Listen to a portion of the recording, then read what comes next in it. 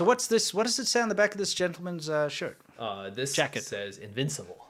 No, it says made in China. I'm sorry, reading the Chinese. Yeah, invincible. Yeah. Made in China, invincible. Okay, what's his deal? This guy, turns out he... Did you get the clip of him running? No. Oh, I thought I gave that to you. Okay, anyway.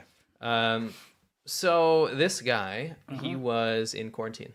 Well, he arrived in Korea, positive with COVID. Yeah. By the way, if you haven't seen the video I released on my channel, please check it out after the show, because I'm talking about this absurd thing that's going on in China right now. Yes. The Chinese government is vowing retaliation against any country that might want to do COVID tests or require a 48-hour negative test from Chinese citizens flying out of China right now. Yeah. They're vowing retaliation. Meanwhile, right now, China requires a 48-hour negative COVID test before you can fly. But anyway, the fact of the matter is a huge amount of people leaving China right now are infected with COVID because the majority of the population is currently infected with COVID. Yes. After them just ripping off the Band-Aid and letting people go out wild.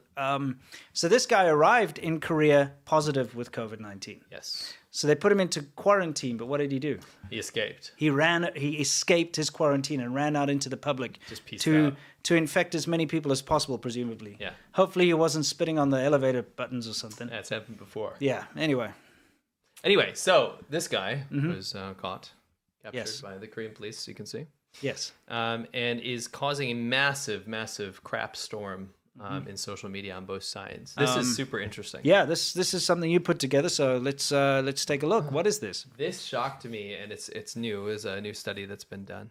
Okay. And it's to show the shift of public perception for China. And to go back on the Korea thing, which, by the way, that story has nothing to do with this poll. This was done before. It was done before that thing, yeah. And this shocked me because Korea's usually had a pretty nebulous, I would say pretty maybe neutral, like, almost neutral view of China. It's like, yeah, we don't love it, but it's there, and we kind of have to deal with it, at least economically, right? Sure. Of course, they're a U.S. military ally, but they put up with China, right? It's kind of like a sibling that you don't like that much, but it's not the end of the world. Sure. Not an enemy. Yeah. The most disdain or the most negative opinion of China in the entire world is now South Korea, overwhelmingly, with a very negative opinion. Interesting. We're looking at over 50% of people in South Korea don't just have a negative opinion, but a very negative opinion. Yeah. If you look at this chart, the dark red means very negative. The sort of, I don't know, semi-light red pinkish red is negative, and then you've got neutral is orangey yellow, I guess, and then light blue is positive, and very positive is dark blue. And you can see how polarizing China is. There's not a whole lot of yellow. You'd think yellow would be kind of ubiquitous. I think most places would have a yellow opinion of America or Canada or something, where it's like, I don't love it, but I don't want to kill it. Sure, you know what I mean? Sure. It's not. I don't want to burn it. It's like fire. whatever. Yeah. Yeah. You think yellow would show up more, but it's not. Yellow is the minority because China's polarized. It's a very polarizing country. Yeah. And now we're looking at South Korea, which just 3 years back had a fairly neutral opinion of China, being the dominant negative viewpoint of China. And so when people were asked, there was a lot of factors, and one of them was the environmental impact that China has in the world, which I thought was interesting in a very mature standpoint. Sure. To highlight some things, you could highlight genocide of the Uyghurs, you could highlight human rights abuses, you could highlight pushing their luck in South China Sea. If you're a lot of these countries that China bullies, I could see picking those points. Korea picking one of the major points as being the devastation of the earth, I thought was great because it's something that nobody talks about. Yeah, they get a free pass. Yeah. And people are always like, look, China's a leader in green energy or whatever. It doesn't matter. No. It doesn't matter. It doesn't matter when China is the biggest killer of the world, right? They destroy the world. The government policies of China destroy the seas, the air, and contribute to global warming more than any other country. More than any other country in the whole... Where's the discussion here? Yeah.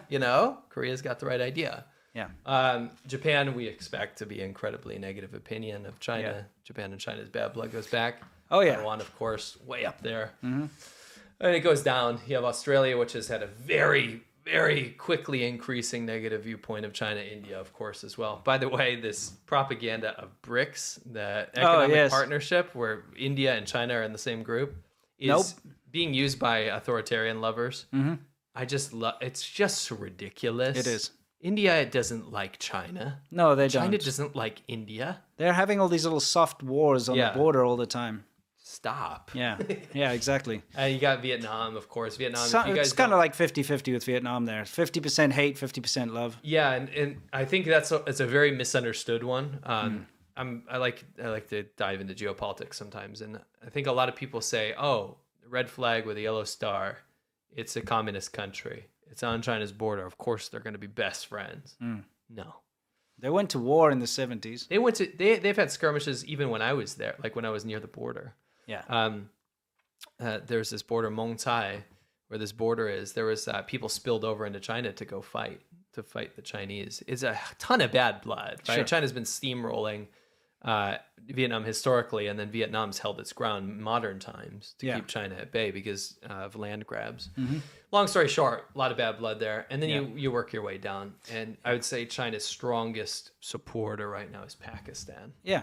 It was just interesting to see the shift, public perception shift that Korea has changed very quickly. Yeah.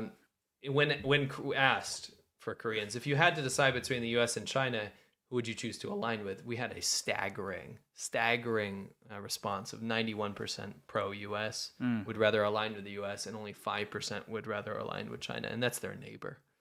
That's a shocking change. I bet you those 5% were actually just Chinese people in Korea anyway. Probably. You know what I mean? It's like those are the 5% Asian boss would go talk to. You know what I mean? You know what I'm saying? You already made their next video script. Asian toss, you know what to do. That's exactly. Yeah. But first they put out a classified ad. Oh yeah, you need to find those 5%. It's difficult, right? Yes. And if not, just bring some people with you. For sure. For sure.